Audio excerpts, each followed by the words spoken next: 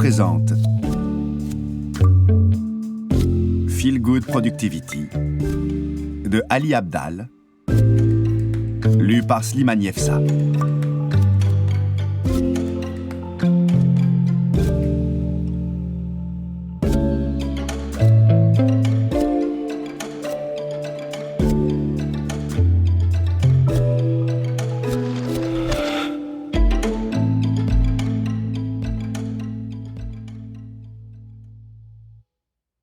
Introduction.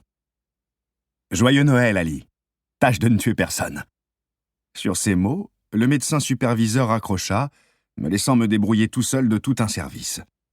J'étais alors docteur junior fraîchement diplômé, et 3 semaines plus tôt, j'avais commis une erreur de débutant. J'avais oublié de remplir le formulaire pour poser des congés.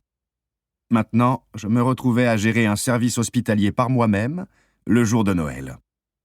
Cela commença mal et empira rapidement. Dès mon arrivée à l'hôpital, je fus submergé par une avalanche de dossiers médicaux contenant les antécédents des patients, les diagnostics posés et d'obscures demandes d'examen qu'un archéologue chevronné aurait mieux su décrypter que le radiologue de garde. Quelques minutes plus tard, j'étais confronté à la première urgence du jour, un homme dans la cinquantaine victime d'un grave arrêt cardiaque. Puis une des infirmières m'informa qu'il fallait effectuer d'urgence une évacuation manuelle sur un patient, si vous voyez ce que je veux dire. À 10h30, j'observais ce qui se passait dans le service.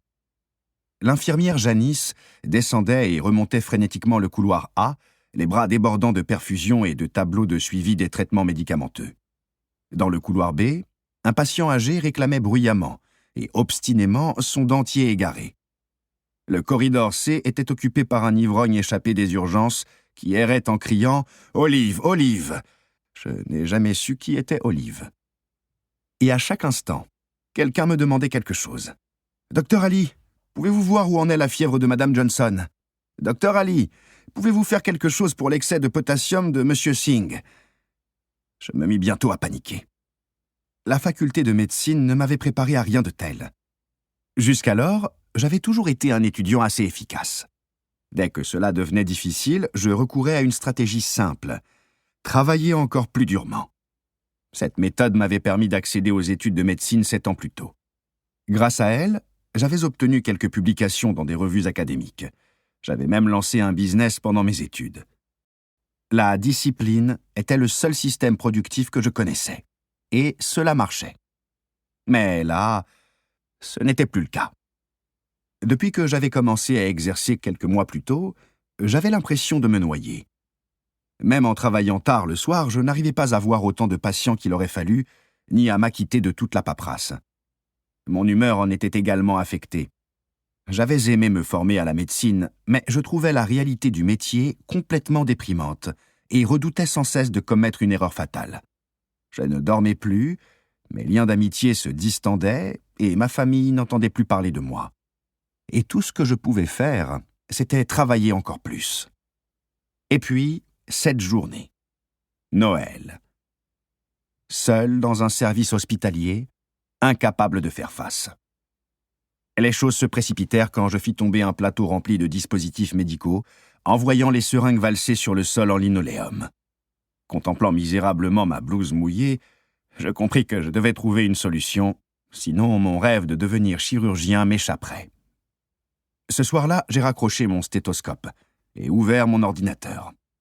J'étais si productif par le passé, ai-je pensé. Qu'avais-je oublié ? Pendant ma première année en médecine, percer les secrets de la productivité était devenu pour moi une obsession. Je restais éveillé nuit après nuit, à prendre des notes sur des centaines d'articles de magazines, de blogs et de vidéos promettant de livrer la clé de la performance optimale. Tous les gourous mettaient l'accent sur l'importance d'un travail acharné. Une citation de Mohamed Ali revenait souvent. J'ai détesté chaque minute d'entraînement, mais je me disais « N'abandonne pas, souffre maintenant pour vivre en champion le reste de ta vie. » En relisant ces vieilles notes, je me suis demandé si je n'avais pas perdu de vue cet impératif. Peut-être fallait-il tout bonnement que je renoue avec mon ancienne éthique de travail. J'ai repris mon activité le lendemain en étant résolu à en faire plus. Mais cela n'a rien changé. Bien que je sois resté dans le service jusqu'à minuit, et que je me sois récité la phrase de Mohamed Ali pendant mes pauses aux toilettes, je n'éclusais pas plus rapidement la paperasse. Mes patients n'avaient toujours droit qu'à une version fatiguée et inefficace d'Ali, et j'étais toujours d'une humeur exécrable. À la fin de cette journée particulièrement laborieuse, je me sentais complètement sous l'eau.